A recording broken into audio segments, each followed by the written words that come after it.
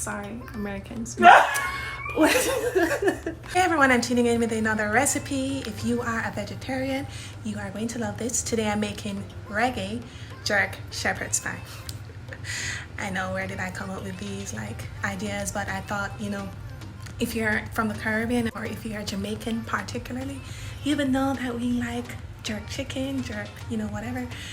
When I was not a vegetarian, but now I thought, why not incorporate it into my vegetarian dishes. So I thought I would make this. It's pretty simple, very easy to make, about 20 to 30 minutes top, and it is super flavorful, guys. So hope y'all enjoy, and I will also be doing an about me tag, so stay tuned for that as well.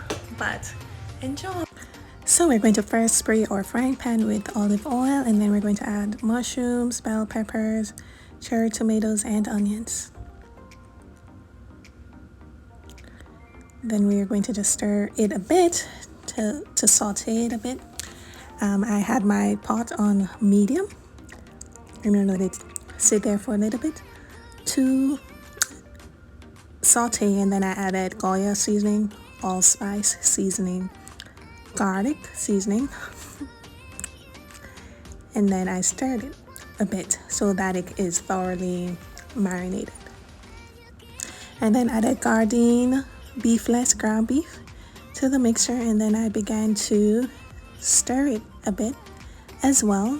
Added some allspice, and then of course throw the entire jerk seasoning in there, y'all, because you're Jamaican.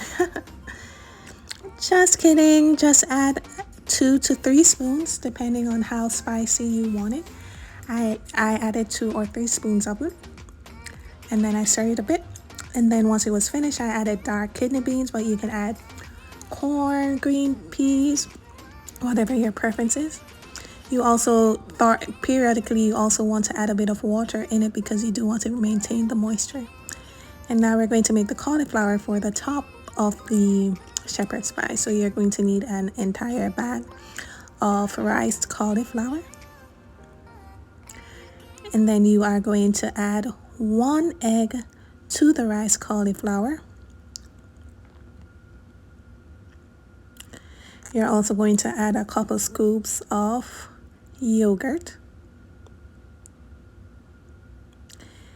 And then you're also going to add a teaspoon of garlic butter. Then you're going to blend away. You can use any blender that you have. And just, for me, I use a NutriBullet because it was just quick. And then you just let it blend until it is like a nice and smooth paste, y'all. So here's a finished product, nice and smooth. Look at that. Then you are going to get your container, and then you're going to pour your nicely jerked beefless ground beef, and then you're going to pat the cauliflower on top.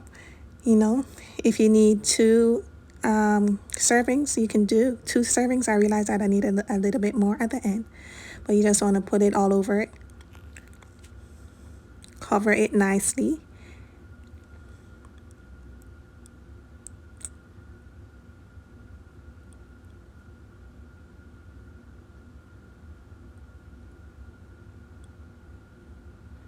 As nicely as you can. You can create 2 batches if you want, but if you use a full blender, it will be enough.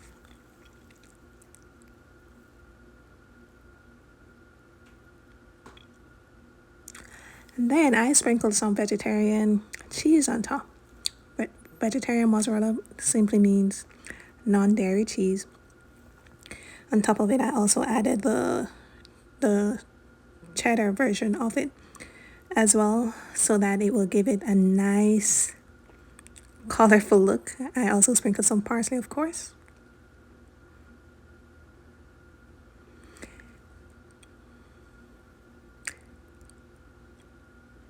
That's a cheddar on top.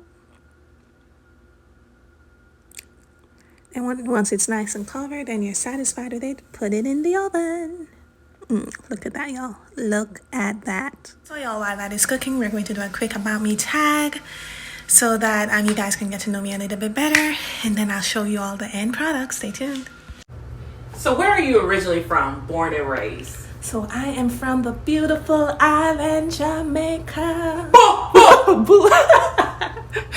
like a champion, act like a champion. What a piece of body can tell me where you get it from. That's fine. Yeah, and in Greater Portmore and Meadowbrook. Yeah. Born in Jamaica, but now I'm living in the United States. So being a Jamaican, how important is spice?